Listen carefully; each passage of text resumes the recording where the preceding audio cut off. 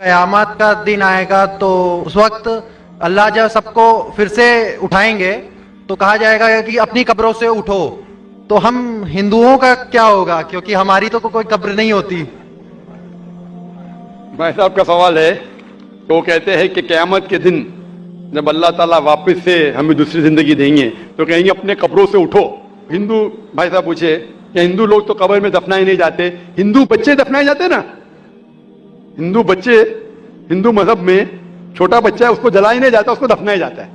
फिर भी कई मुसलमान है जो डूब के मरते हैं, जो जल के मरते हैं, उनको भी दफनाया नहीं जाता है, जिनकी हमें मिलती नहीं। ये जब अल्लाह ताला कहेंगे कि फिर से हम जिंदगी देंगे, जरूरी नहीं कि आप कब्र में से ले आ जाएंगे। जो भी इंसान मर चुका है उसके नई जिंदगी दी जाएंगे। कुरान मजीद में अल्लाह ताला फरमाता है कि अल्लाह उसमें जान डालेंगे, फिर मौत देंगे, फिर से जान डालेंगे। तो अल्लाह जान डालेंगे, चाहे वो कब्र में है, चाहे जलाया गया है, चाहे डूब गया है, जो भी हालत में है, अल्लाह उस इंसान में फिर से जान डालेंगे। और अल्लाह ताला को जान डालना बहुत आसान है, चाहे आप दफनाए गए हैं या चाहे जला दिए गए। अल्लाह ताला फरमाते जब गैर मुस्लिम के एतराज करते अल्लाह से और अल्लाह से पूछते हैं कि जब आप दफनाए जाएंगे और क़यामत के रोज जब इंसान उठाए जाएंगे तो अल्लाह ताला उनको हड्डियां को कैसे जोड़ेगा। जैसे आप पूछ रहे ना, अल्लाह ताला जो कब्र में उनको उठाएंगे, हम कब्र तो नहीं गए, तो लोग पूछते हैं, कुरान मजीद में इसका जिक्र है, सूरह क़याम में सूरह नंबर 75 आयत नंबर 3-4 में, कि अल्लाह ताला हड्डियां को कैसे जोड़ेगा। तो अल्लाह ताला फरमाते हैं अल्लाह हड्डियां को ही नहीं जोड़ सकता है, आपके उंगलियों के पोर पोर को जोड़ सकता है। उंगलियों के पोर पोर। आप सोचते हो अल्लाह ताला क्यों कहता है क्या उंगलियों के पोर पोर को जोड़ सकता है। आज की साइंस ये कहती है, सर फ्रांसिस गोल्डिन एक साइंटिस्ट है जो सन 1880 में एक डिस्कवरी किए कि फिंगरप्रिंटिंग मेथड के दो इंसान करोड़ों लोगों में भी उनके फिंगरप्रिंट यकसा नहीं हो सकते। तो अल्लाह ताला फरमाते हड्डियों को तो छोड़ो, मैं आपके उंगलियों के पोर पोर को इकट्ठा कर सकता हूं और हूं बहू वैसे पैदा कर सकता हूं। तो अल्लाह के लिए फिर से जान डालना बहुत आसान है, चाहे वो इंसान दफनाया गया है या जलाया दिया गया है या डूब के मरा है। अल्लाह को फिर से जान डालने में, चाहे वो मुसलमान मरा या हिंदू मरा या ईसाई मरा, अल्लाह को जान डालने में बहुत आसान है, कुन फयकुन। और फिर से हमें नई जिंदगी दी जाएंगी और फिर हिसाब किताब किया जाएगा। और हिसाब किताब में अगर आप अल्लाह के अहकामात पे अमल किए तो इंशाअल्लाह आप जन्नत में जाएंगे, इस दुनिया के इम्तिहान में सफलता पाएंगे। लेकिन अगर उनके अहकामात पे आपने नहीं चले, उनके मुताबिक नई जिंदगी बसर करे, तो आप इस जिंदगी में सफलता नहीं पाएंगे। सर एक्चुअली ये रिलीजन होना ही नहीं चाहिए मेरे ख्याल से। तो या तो बहुत सारा वॉर होता है, आपने बोला ब्रदरहुड होता है, तो एक्चुअली ये रिलीजन नहीं रहेगा तो ये ब्रदरहुड डेफिनेटली रहेगा, ह्यूमैनिटी रहेगा, नहीं तो वॉर भी नहीं रहेगा। तो रिलीजन होना ही नहीं चाहिए कॉन्सेप्ट। रिलीजन क्यों होता है, क्या आप हेल्प करेंगे उसके लिए। भाई साहब का सवाल है कि रिलीजन होना ही नहीं चाहिए, ये मजहब होना ही नहीं चाहिए, ये मजहब की वजह से वॉर होता है, झगड़ा होता है। आप कहते हैं भाईचारा बढ़ता है, वॉर होता है, सिर्फ ह्यूमैनिटी होना चाहिए। भाई साहब नाम के बैक्सन जॉर्ज। कौन से माइक्रोफोन पे हाथ ऊपर करेंगे? जॉर्ज बोलिए सर। पीछे वाले माइक्रोफोन। जॉर्ज भाई साहब से पूछूंगा, ये कहते कि मजहब होने की वजह से लड़ाई हो रही। भाई साहब क्या मैं आपसे लड़ रहा हूं? भाई साहब नहीं क्या मैं आपसे झगड़ रहा हूं? नहीं सर। हाँ क्या नहीं? नहीं सर। आप समझते मैं मजहबी हूं? हाँ सर। हूं ना?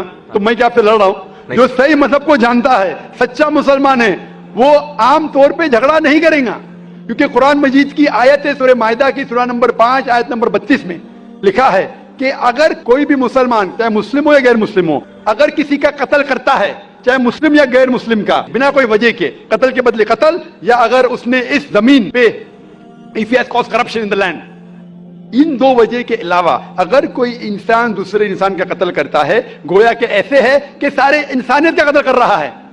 मैं आपको एक मिसाल दूंगा। जब मैंने लेक्चर दिया था इस टेररिज्म मुस्लिम मोनोपोली, तो अक्सर जैसा हमारा सेशन होता है कि गैर मुस्लिम को पहले चांस दिया जाता है, तो जब मैं कह रहा था इस्लाम के बारे में, इस्लाम की क्या राय है दहशतगर्दी के बारे में, जिहाद के बारे में, तकरीर के दौरान मैं मिसाल दे रहा था कि मुसलमान टेररिस्ट नहीं होते अक्सर, और इस्लाम मजहब टेररिज्म के खिलाफ है, दहशत के खिलाफ है।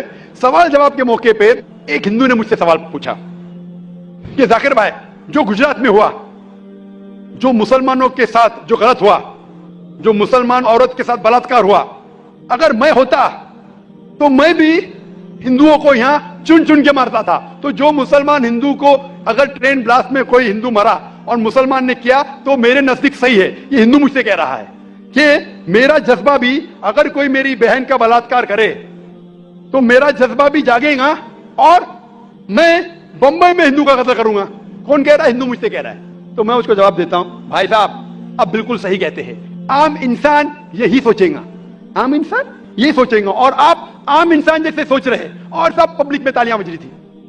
लेकिन मैं आम इंसान नहीं हूं, मैं मुसलमान हूं, मेरा मजहब, मेरा कुरान, मेरा रब मुझे इजाजत नहीं देता है। अगर कोई हिंदू ने किसी मुसलमान का कत्ल किया है या कोई औरत का बलात्कार किया है, मैं वही मजहब के इंसान को बंबई में उसका कत्ल नहीं कर सकता हूं, यह इजाजत ही नहीं है। अगर मैं शायद मुसलमान नहीं होता तो मैं कहता था हाँ वो हिंदू से आप सही कह रहे हैं। मेरा मजहब मुझे इजाजत देता ही नहीं, ये आपकी इंसानियत है जो कह रही है। मुसलमान होने के लिए इंसान होना फर्ज है, लेकिन इस्लाम इंसानियत से ऊंचा है। क्योंकि मैं मुस्लिम हूं, कितना भी जज्बा मुझ में होगा, लेकिन मैं मेरे रब, मेरे खालिक, मेरे अल्लाह सुब्हाना व तआला के हुक्म के खिलाफ नहीं जा सकता हूं। जो शख्स ने कोई मुस्लिम औरत का बलात्कार किया उसको पकड़ो और उसको पुलिस के हवाले करो, पकड़ के सजा दो, लेकिन दूसरे इंसान को वही मजहब के अगर मैं कत्ल करूंगा, ये बिल्कुल इस्लाम के खिलाफ है। आप सोचिए, हिंदू के रिश्तेदार सोचने लगेंगे ना, ये कैसा मुसलमान, कैसा इस्लाम मजहब है। मैं, मेरे भाई ने क्या गलती किया था कि उसका कत्ल हुआ? मजहब नहीं सिखाता आपस में बैर रखना, हिंदी है वतन का, हिंदुस्तान हमारा।